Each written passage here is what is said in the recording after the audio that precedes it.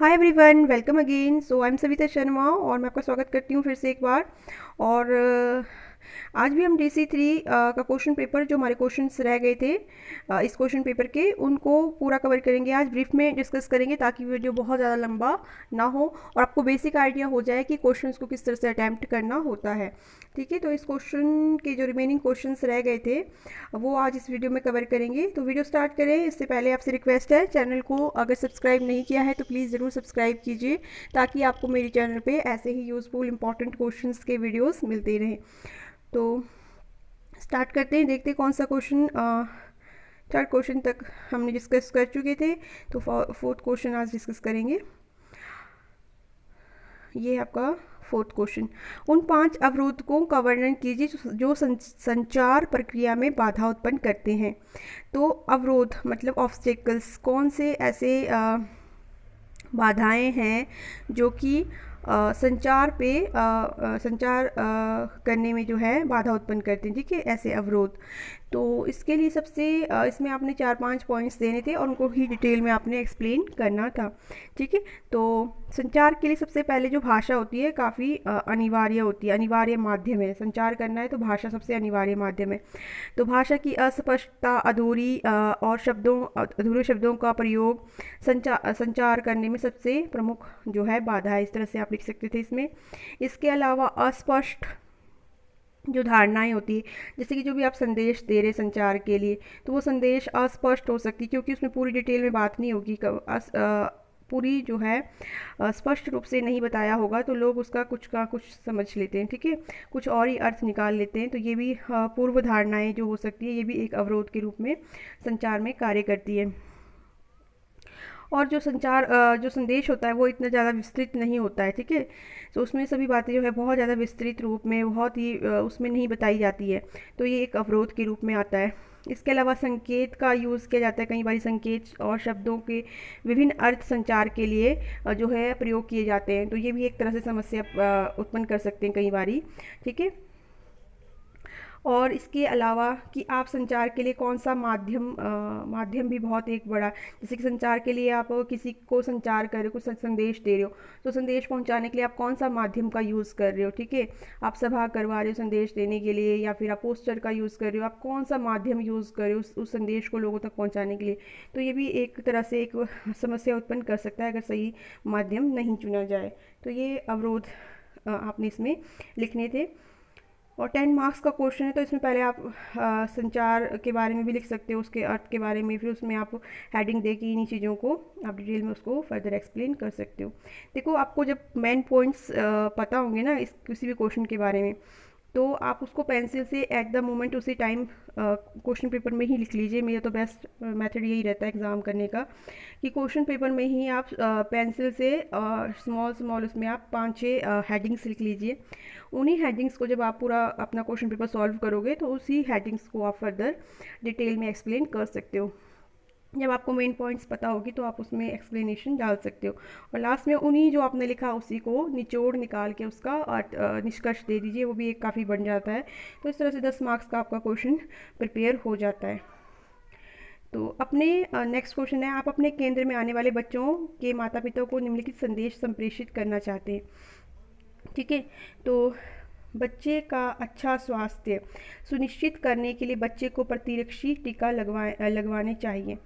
अब ये हमारा क्या है, संदेश है। ये संदेश है और ये संदेश हमको माता पिता को संप्रेषित करना है। तो अब क्वेश्चन यहाँ से बनता है, इस संदेश को संप्रेषित करने के लिए आप जिन संचार विधियों का प्रयोग करेंगे उनका संक्षेप में वर्णन कीजिए। देखो, ये संदेश देना है, तो इस संदेश के लिए हम कौन से संचार विधि का प्रयोग करेंगे ये बताना है हमने फर्स्ट। तो और क्या बताना है इस क्वेश्चन में, चुनी गई विधि की पुष्टि कीजिए, मतलब इसके बारे में पूरा बताना है कि क्यों चुना है। संदेश को ज़्यादा प्रभावी बनाने के लिए आप किन संचार सामग्रियों का प्रयोग करेंगे। तो ये 8 to 10 मार्क्स का भी ये क्वेश्चन भी बन जाता है। ठीक है, तो संचार को देने के लिए कौन कौन से माध्यम है, पहले तो आपको ये पता होना चाहिए। जैसे कि संचार को संप्रेषित करने के माध्यम है व्याख्यान विधि है, प्रदर्शन है, निर्देशन विधि है, सामूहिक विचार विमर्श विधि है। ये सारी विधियाँ आपने लिखनी है कि ये संप्रेषण की विधियाँ हैं। और इनसे जो है संचार किया जाता है। और इसमें फिर आपने बताना है कि आपने कौन सी विधि चुनी है, ठीक है। संचार विधि का प्रयोग किस संचार, तो आपने लिखना है कि मैं इस संचार विधि का प्रयोग करूँगी। जैसे कि हम एक चूज़ कर लेते हैं इनमें से, सामूहिक विचार विमर्श विधि। तो जैसे कि बच्चे का स्वास्थ्य सुनिश्चित करने के लिए आप क्या करोगे, सामूहिक विचार विमर्श विधि का प्रयोग करोगे और माता पिता को बुलाओगे, बच्चों के काफ़ी जो भी आपका क्षेत्र है उस क्षेत्र से छोटे बच्चे जो भी आयु वर्ग के माता पिता हैं उनको आप विचार विमर्श के लिए इकट्ठा करोगे और सामूहिक विचार विमर्श करोगे। फिर आप बोलोगे कि सामूहिक विचार विमर्श आपने विधि चुना है तो वो क्यों चुना है, तो उसके बारे में आपने लिखना है कि इसमें जो है विचार विमर्श बेहतर प्रतिक्रिया हासिल होती है ना। चर्चा के लिए हाँ, आप उनकी राय भी आपको मिल जाती है। जैसे आप चर्चा कर रहे हो, इसके बारे में बता रहे हो, संदेश दे रहे हो, तो उनकी क्या राय है इसके बारे में वो भी आपको मिल जाएगी, है ना। इस तरह से आपने सारा कुछ देना है, इससे आप लोगों की राय भी समझ पाएंगे और इसके अलावा लोग क्या सोचते हैं इसके बारे में ये भी आपको पता लगेगा, ठीक है। तो इस तरह से आपने सारा, आप कोई भी संचार विधि चूज़ कर सकते हैं, ठीक है। जो भी संचार विधि सारे हैं उनमें से आपने एक चूज़ करके इसमें बताना होता है। और संदेश को ज़्यादा प्रभावी बनाने के लिए आप किस संचार सहायक सामग्री का इस्तेमाल करेंगे। तो सामग्रियाँ भी संचार की जो है सभी में से आप चूज़ कर सकते हैं। जैसे कि हम चार्ट या पाई चार्ट का प्रयोग कर सकते हैं। पाई चार्ट होती है जैसे कि ऐसे उसमें सारा डिटेल होगा कि प्रतिरक्षी अगर टीका लगवाया जाए तो उसमें बीमारियों की कितनी कम कम पाई गई है उस प्रतिशत को हम दिखा सकते हैं डेटा हम कलेक्ट करके। और डेटा हम कहीं से भी ले सकते हैं, हॉस्पिटल से, ठीक है। और इसके अलावा जब प्रतिरक्षी टीके ना लगवाए गए तो रोगों की संख्या कितनी है ना। तो इस तरह से हम पाई चार्ट का इस्तेमाल करके भी लोगों को बता सकते हैं। तो ये सामग्रियाँ हम दिखा सकते हैं, ठीक है। इसके अलावा हम कार्टून का इस्तेमाल कर सकते हैं लोगों को इसके बारे में जागरूक करने के लिए, ठीक है। ज़्यादा प्रभावी बनाने के लिए संदेश को हम कार्टून और ड्राइंग के माध्यम से भी बता सकते हैं कि बच्चों को प्रतिरक्षी टीके लगवाने के क्या फ़ायदे हैं, क्या नहीं है, क्या नुकसान है, ठीक है। तो इस तरह से हम इन चीज़ों का इस्तेमाल करेंगे, कार्टून और इसके लिए सामग्रियों के लिए 2 मार्क्स का है इसमें। तो इस तरह से आपने इस क्वेश्चन में देना था, ठीक है। तो नेक्स्ट क्वेश्चन आपका है, प्रारंभिक बाल्यावस्था देखभाल और शिक्षा केंद्र के संदर्भ में उदाहरण देते हुए अच्छे पर्यवेक्षक की विशेषताओं का वर्णन कीजिए। तो इसमें भी पूरा अपने पर्यवेक्षक के बारे में सारा कुछ देना है। पहले तो आप अर्थ दे दो कि पर्यवेक्षक होता क्या है। पर्यवेक्षक वह व्यक्ति है जो अधीनस्थ अपने अधीन कार्य करने वाले व्यक्तियों के कार्यों का पर्यवेक्षण करे, निगरानी करे। पर्यवेक्षण कर्मचारियों को अनुशासित करता है, उत्पादन को नियमित करता है, योजनाओं को कार्यान्वित करता है। तो इस तरह से आपने पूरा दे दिया कि इसका अर्थ क्या है पर्यवेक्षक का।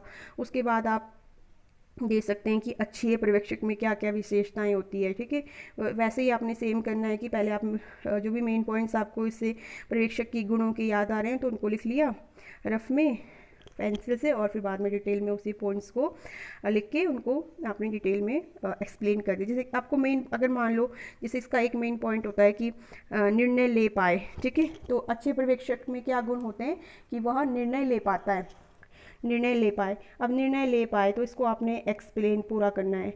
अच्छे पर्यवेक्षक की ये क्वालिटीज़ होती है, ये गुण होती है, विशेषताएं होती है कि वो कुछ भी समस्या आ रही है तो उसका निवारण करने की, निर्णय ले सके, उसमें क्षमता होनी चाहिए, काबिलियत होनी चाहिए सोचने समझने की। तो ये सारी चीज़ें आप उसमें लिख सकते हो। तो इसके अलावा पर्यवेक्षक जो होता है उसमें लचीलापन होता है, वो सब में सामंजस्य बना के रखता है। जो कार्यरत अधीनस्थ उनके बीच में, है ना, लोगों के बीच में, सबके बीच में जो है सामंजस्य बना के रखता है। इसके अलावा संप्रेषण संबंधी कौशल होना चाहिए उसमें, बातचीत करने का, संदेश पहुंचाने का, ये कौशल होना चाहिए उसमें पर्यवेक्षक में, अच्छे पर्यवेक्षण में।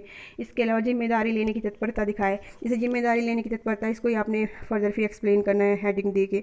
सहानुभूति उत्पन्न करने की योग्यता हो, तो इस तरह से आपने करना है। लास्ट में जो भी आपने लिखा है उसी को डिटेल निष्कर्ष में डालना होता है। तो इस प्रकार हम कह सकते हैं अच्छे पर्यवेक्षक में ये सारे गुण होने चाहिए। इस तरह से निष्कर्ष दे दिया। इस तरह से आपका जब आप पॉइंट्स दोगे पूरे अच्छे तरीके से और निष्कर्ष अर्थ दोगे तो टोटल आपका मार्क्स बनता ही बनता है। और हेडिंग्स साथ में और थोड़े से आपने मटेरियल डालना होता है। तो ये सारे नंबर काउंट्स होते हैं आपके। इग्नू में देखो इजी काउंटिंग होती, इजी मार्किंग होती है, और अगर आप लिख के आते हो, क्वेश्चन को अटैम्प्ट करके आते हो, तो डेफिनेटली आपको मार्क्स मिलते हैं। ऐसा नहीं है कि आपको मार्क्स नहीं मिलेंगे, बहुत ही अच्छे मार्क्स मिलेंगे, बस आपने लिखना अच्छी तरीके से, घबराना नहीं होता एग्ज़ाम में। तो इसके अलावा मोबाइल क्रैश के क्षेत्र में कार्यक्रमों के घटकों का वर्णन कीजिए। तो मोबाइल क्रैश के क्षेत्र में कार्यक्रम के घटकों का वर्णन कीजिए। तो इसके कार्यक्रम के कौन कौन से, क्रैश के क्षेत्र के कार्यक्रम के घटक कौन कौन से, सबसे ज़्यादा तो इसमें यही है कि स्वास्थ्य स्वच्छता और पोषण, ये सारी सेवाएं इसमें, इसके कार्यक्रम के घटक के सेवाएं दी जाती है, ठीक है। और इसके अलावा टीकाकरण, जैसे कि स्वास्थ्य स्वच्छता, और इसमें ही आपका टीकाकरण आ जाएगा, पूरक पोषण इसके घटक है, विशेष आहार, ये सारी चीज़ें इसमें इसके कार्यक्रम के घटक है। इसके अलावा जो है शिक्षा और संज्ञात्मक विकास भी इसी में सम्मिलित है, मोबाइल क्रैश कोर्स, है ना। और इसके अलावा जन समुदाय तक जो है पहुँचना, हर चीज़, ठीक है, ये भी इसी कार्यक्रम के अंतर्गत है। तो इसको डिटेल में आपने एक्सप्लेन करना है। इसके अलावा नेक्स्ट क्वेश्चन देखते हैं। विशेष आवश्यकता वाले बच्चे के संदर्भ में क्रैश शाला पूर्व केंद्र में कार्य शिक्षकी का भूमिका का वर्णन कीजिए। तो सबसे पहली भूमिका तो उसकी यही होती है, जो शिक्षिका होती है ना, उसकी क्या भूमिका है इसमें, ये सिंपल यही बताना है कि केंद्र में शिक्षिका की भूमिका जो विशेष बच्चों के साथ होती है। तो विशेष बच्चों के साथ देखो जो शिक्षिका होती है किस तरह से, सबसे पहले तो आइडेंटिफिकेशन, अभिनिर्धारण होता है कि आइडेंटिफाई करना विशेष बच्चा कौन है आपके केंद्र में, सबसे पहला कार्य ये है। क्योंकि जो विशेष बच्चे अगर केंद्र में हैं तो बहुत ज़्यादा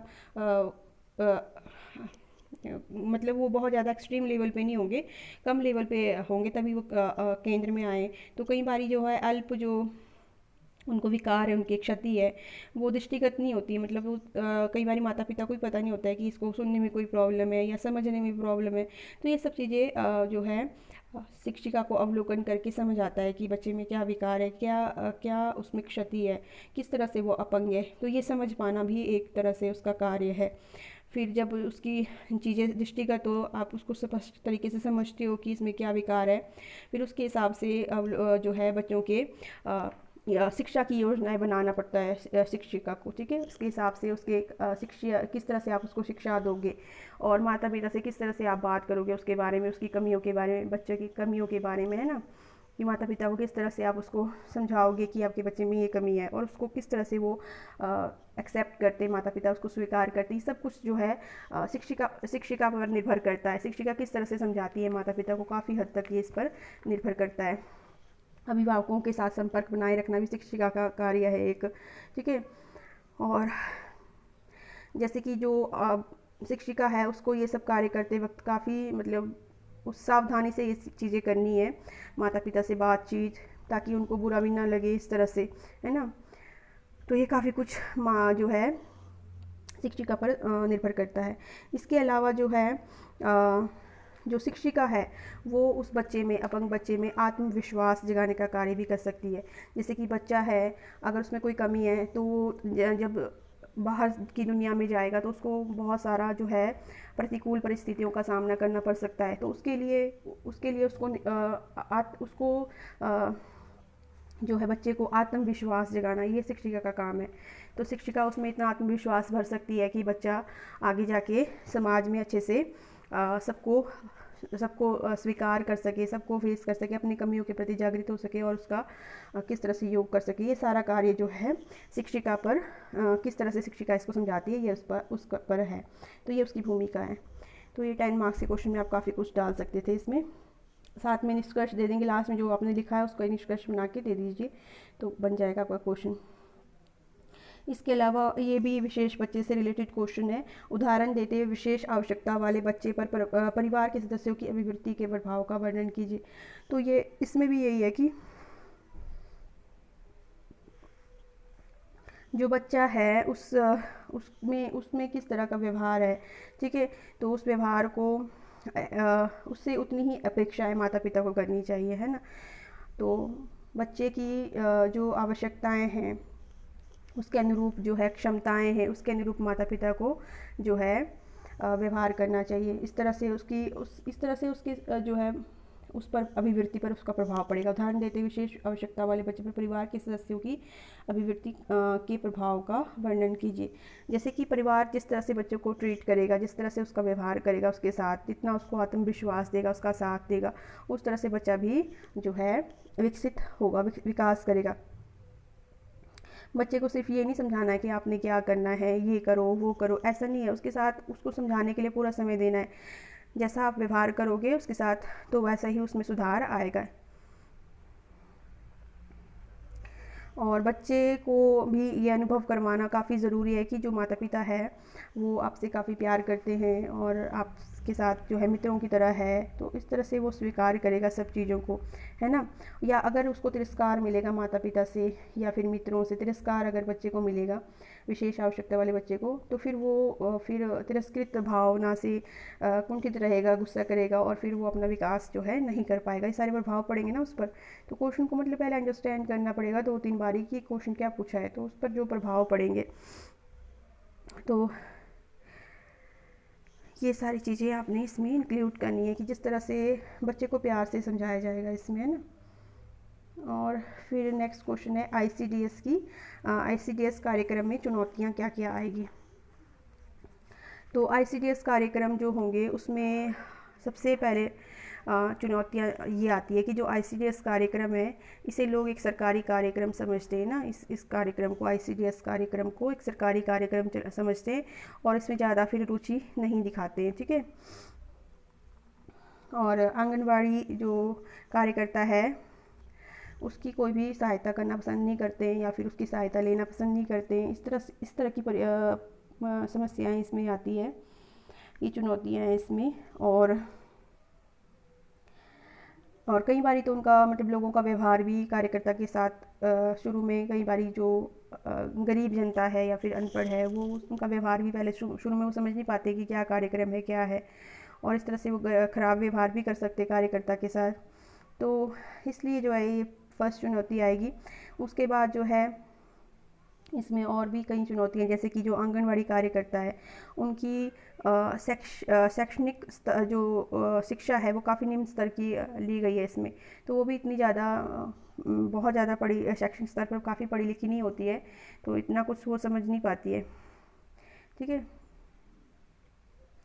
तो ये काफ़ी जो है ऐसी स्त्रियाँ नियुक्त हो जाती है जो निरक्षर है, बहुत ज़्यादा अर्ध शिक्षित है। तो इनको फिर रिकॉर्ड्स बनाने में, भरने में या फिर उस तरह से सेवाएं देने में कठिनाई आती है। तो आंगनवाड़ी और क्या चुनौतियाँ हैं इसमें, जो आंगनवाड़ी के रिकॉर्ड्स होते हैं या रजिस्टर की जांच होती है उस पर अधिक बल दिया जाता है। तो जो आंगनवाड़ी कार्यकर्ता है ये रिकॉर्ड बनाने में ज़्यादा समय अपना वेस्ट करती रहती है, ठीक है। तो इस तरह से आपने इसमें देनी है कि कौन कौन सी जो है इसमें आपकी चुनौतियाँ आ रही है। तो ये सारे के सारे आपने देने थे इसमें, ठीक है। तो नेक्स्ट क्वेश्चन आपका आ गया है महिला टू महिला। एक इसमें 2 ही क्वेश्चन आपने अटैम्प्ट करने थे ना, सेकंड 8th क्वेश्चन में, 7th क्वेश्चन है। 2 ही प्रश्नों के उत्तर दीजिए 7th क्वेश्चन में। आईसीडीएस कार्यक्रम की चुनौतियाँ कर लिया आपने, और एक और कर लेते हैं कोई भी, दृष्टि दोष वाले बच्चे की भाषा, क्योंकि टाइम भी हमारे पास कम है तो हम ये कर लेते हैं। संचार की महिला से महिला कार्यनीति, तो कोई भी आप दे सकते हो, उसमें ऐसा कुछ नहीं है, दो आपने देना था। तो इसमें मैं ब्रीफ में फटाफट से बताऊंगी। जैसे कि संचार की महिला से महिला कार्यनीति, इसमें लड़कियों को, महिलाओं को इसलिए चुना जाता है क्योंकि जो महिला है उस पर विश्वास करते हैं लोग आसानी से, है ना। और जो महिलाएं हैं वो बच्चों में अधिक मूल्य विकसित करने में, ऐसा विश्वास किया जाता है कि जो महिलाएं हैं बच्चों में अच्छे मूल्य, उनमें अच्छे वो विकसित करने में लड़कियों की भूमिका काफ़ी होती है। जैसे कि तुलना अगर हम पुरुष के साथ किया जाए तो और लड़की और महिलाओं को समझाना आसान होता है, ठीक है, क्योंकि लोग उन पर विश्वास करते हैं। और कई महिलाओं में नेतृत्व के गुण भी पाए गए, इसीलिए महिला टू महिला कार्यनीति काफ़ी अच्छी कार्य करती है ना। और मौखिक रूप से भी महिला जो लड़की से लड़की द्वारा संदेश लोगों तक पहुंचाना होता है, इसके लिए काफ़ी लोग जो है इस संदेश को समझते हैं, ठीक है, और इस चीज़ को प्रोत्साहन मिलता है।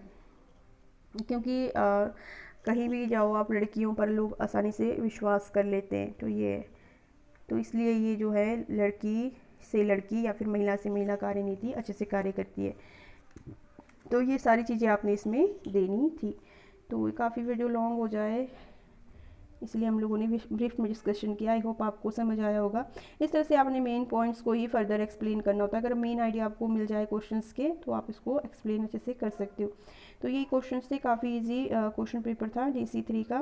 देखिए कोई भी क्वेश्चंस हैं इसमें, मैं देख रही हूँ कि ये रिपीट हो रहे हैं हर साल, ठीक है। इनका एक पैटर्न सा है, आप इस पैटर्न को फॉलो कीजिए और आपका भी एग्ज़ाम अच्छे से होगा। तो आई होप आपको वीडियो पसंद आया होगा। वीडियो पसंद आया तो शेयर कीजिए, सब्सक्राइब कीजिए। Thank you.